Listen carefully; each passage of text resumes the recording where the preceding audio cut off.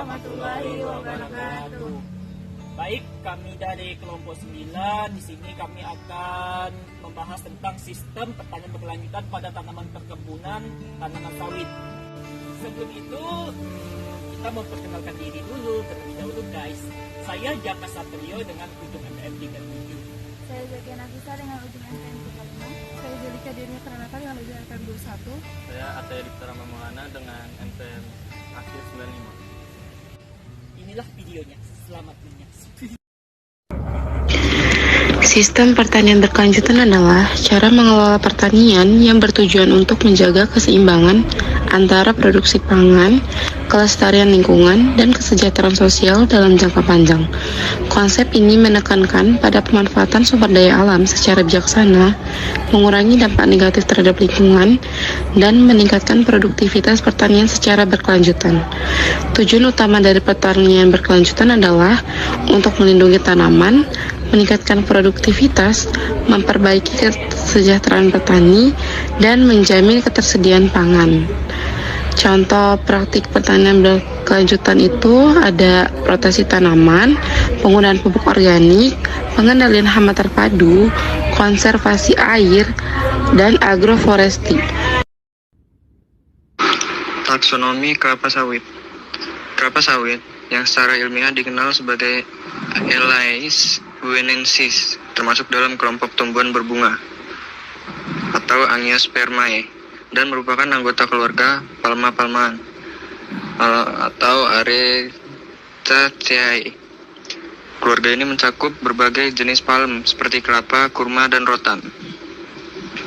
Klasifikasi lengkap kelapa sawit yaitu Kingdom Plantae, divisi Magnoliophyta, kelas Liliopsida, ordo Arecales, famili Arecaceae, genus Elais, spesies Elais guinensis.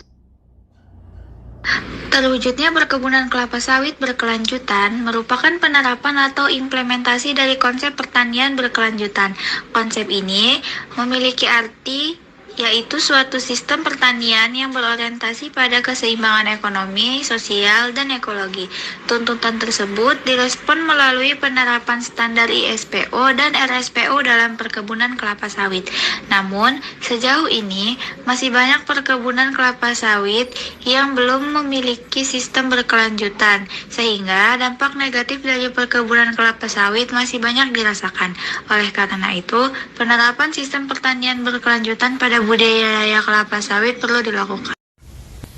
Baik, saya Jaka Satrio. Di sini saya akan membahas sistem pertanian berkelanjutan mengenai tanaman sawit. Nah, yang saya pegang ini merupakan tanaman sawit yang pertumbuhan dari biji ini. Ini usianya ini bisa mencapai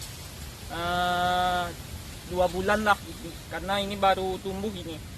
Ini dari ini plumula dan ini radicula. Nah, bisa dilihat ini pertumbuhan sawitnya ini karena bukan yang bibit unggul, yang bibit liar, jadi pertumbuhannya agak kurang bagus. Ini dia panjang kayak gini karena dia kurang cahaya matahari, bisa dilihat ini. Nah, untuk budidaya tanaman sawit itu dia sudah bisa dilepas itu pada usia kurang lebih itu 8 bulan udah bisa ditanam, tapi lebih maksimalnya 12 bulan udah bisa ditanam ke lahan. Nah, seperti yang kita lihat ini di samping kita ini tanaman sawit yang usianya bisa mencapai 7 tahunan, bisa jadi 7 tahun, 8 tahun ini. Perkiraan ini 8 tahun usia sawitnya. Bisa dilihat ini. Nah, kita akan berkenalan mengenai buah sawit jantan dan bunga sawit jantan dan bunga betina. Nah, seperti yang kalian lihat pada buah sawit yang seperti biji itu merupakan buah sawit betina, sedangkan yang kayak panjang-panjang kayak gitu itu sawit jantan, itu bunga sawit jantan. Tuh, bisa dilihat ini. Nah, ini juga ada tanaman pakis. Nah, fungsi tanaman pakis ini untuk melindungi tanaman sawit dari serangan ulat api. karena ini sebagai tanaman inang, tanaman sawit. Nah, seperti yang kita lihat, ini tanaman sawit liar ya, bukan yang pembibitan ini. Ini yang dari atas lalu jatuh ke bawah. Ini usianya bisa kurang lebih 7 bulan ini. Udah daun 7 ini, udah 7 helai daun. Baik, saya akan membahas mengenai tanaman sawit yang pertumbuhannya bagus dan yang kurang bagus. Nah, ini tadi yang sudah saya bahas, ini tanaman sawit yang tumbuhnya secara liar. Nah, ini juga kekurangan sinar matahari, makanya dia agak panjang ini, walaupun baru 2 helai dia udah agak panjang ini. Contohnya, ini yang kurang sinar matahari, dan juga ini ada hamanya ini, hama kutu kebul gini. Makanya pertumbuhannya kurang bagus, kurang maksimal. Nah, ini yang satunya ini yaitu tanaman yang pertumbuhannya bagus ini. Ini yang contoh tanaman sawitnya yang pertumbuhannya bagus. Ini daunnya ini agak tidak terlalu panjang, untuk daun yang 1-2 helainya ini tidak terlalu panjang. Nah, dan juga ini pada bagian perakaran ini daunnya, akarnya agak putih bersih, sedangkan yang ini tadi, nah tanaman ini agak menghitam. Ini contoh perakarannya yang kurang bagus ini, karena bisa jadi ini terserang jamur, bakteri. Nah, sedangkan yang ini kita dari sampel kita ini tumbuhnya bagus ini, karena akarnya bersih, putih bersih ini.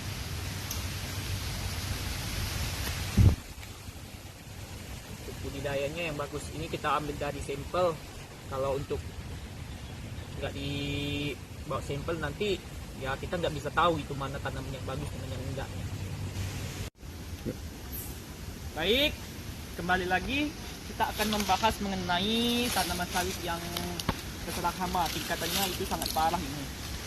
Ini disebabkan oleh ulat api ini. Bisa disebabkan oleh ulat api, dan ini juga ada beberapa semut ini yang menyerang. Ini kita ambil sampelnya. Ini tingkat serangan ini. Ini ada semutnya. Nah, di tangan saya itu ada semut juga ini. Ini juga yang menyebabkan tanaman sawit ini menjadi tinggal ranting doang, sama ini juga ada keriting. Ini disebabkan karena ada akibat serangan kutu daun. Ini disebabkan oleh semut. Nah, semut ini sebagai faktor pengundang kutu kebul, karena jika ada kutu kebul pasti ada semut, karena semut ini untuk mengambil sari madu pada kutu kebul ini. Nih sampelnya. Terus juga untuk pengendalian ini ya, kalau sudah parah gini kita bisa pakai pestisida ini untuk pengendaliannya. Kalau belum terlalu parah bisa jadi kita menggunakan musuh alami. Kalau udah parah kayak gini kita pakai pestisida, atau enggak yang tanamannya masih sehat itu kita biarin, dan yang sudah terserang ini kita potong. Untuk tanaman yang sehat kita biarin aja.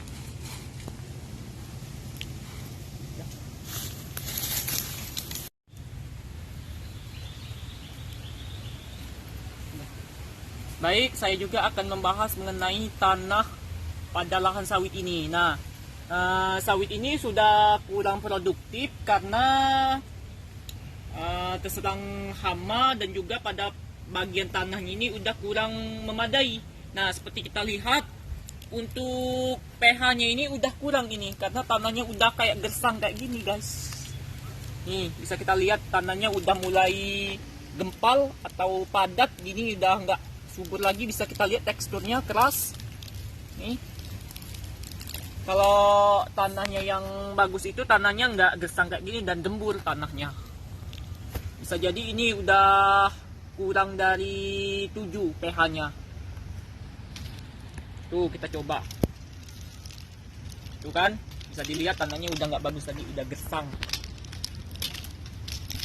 Baik, untuk bisa kita lakukan lagi dengan pemberian dolomit ini. Kalau untuk menggemburkan tanahnya lagi, kita bikin seperti kita bikin kembali piringan di sekitar sawit ini, kita gemburkan tanahnya, kemudian kita kasih dolomit. Untuk yang tahap pertamanya itu untuk menetralkan tanah dan mengembalikan kesuburan tanah, kita kasih dolomit. Nah, atau juga kita bekas sisa-sisa daun ini kita taruh di pinggir-pinggir piringan sawit ini, kemudian setelah dia terdekomposisi kita kasih dolomit untuk menetralkan tanahnya. Untuk kalau dia udah mulai tanahnya subur, bolehlah kita kasih pupuk NPK, KCL dan sebagainya. Baik guys, kita juga akan membahas mengenai mengapa daun sawit ini kering. Pasti kalian mengira ini pasti keringnya karena daunnya udah tua ya? Enggak. Ini daunnya pada kering ini karena serangan hama guys. Kutu kebul tadi setelah dia menempel pada daun sawit ini, dia itu merusak fisiologis pada jaringan tanaman ini. Nah, pertama-tama gejalanya itu daunnya ini mulai di bagian daun ini menguning, yaitu bisa terjadi gejala itu secara lokal. Nah, tapi kalau lama-kelamaan dia bisa menjadi gejala serangnya itu menjadi sistemik secara keseluruhan dan kemudian akhirnya mengering seperti ini. Nah, ini mengapa kita sebutkan diserang kutu kebul. Ini ada gejalanya, ini ada tandanya ini. Bekas bintik-bintik ini karena ini gejala serangan kutu kebul ini yang menyebabkan daunnya mengering. Ini. Nah, ini contohnya tadi kita bahas. Nah, ini serangannya. Nah, yang ini tandanya tadi yang mengurangkan, bisa membuat jaringannya rusak gini. Pertamanya dia jalan secara lokal, ada bintik-bintik kuning seperti ini. Kemudian dia mengering seperti ini. Ini, dia mengering seperti ini. Dialah serangannya. Nih. Lama-kelamaan kalau nggak dikendalikan, tanamannya ini bisa mati secara keseluruhan karena proses fotosintesisnya itu terhambat karena daunnya ini pada mengering karena serangan kutu kebul tadi, dan akhirnya produksinya itu bisa menjadi menurun gitu. Itulah video dari kelompok kami. Jika ada kekurangan kami mohon maaf, pada Allah kami mohon ampun. Kami akhiri. Wassalamualaikum warahmatullahi wabarakatuh.